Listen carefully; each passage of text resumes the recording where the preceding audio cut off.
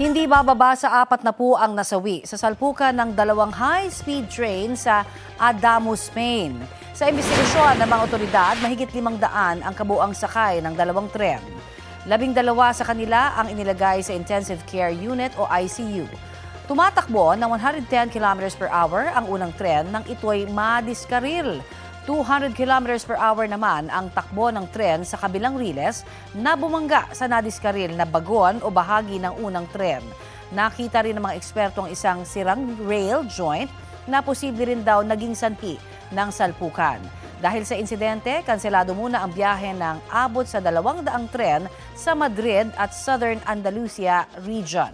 Nagdeklara si Spanish Prime Minister Pedro Sanchez ng 3-day national mourning bilang pagluluksa para sa mga biktima. Nakikipag-ugnayan ang ating embahada sa mga otoridad sa Spain para alamin kung may mga Pilipinong nadamay sa aksidente.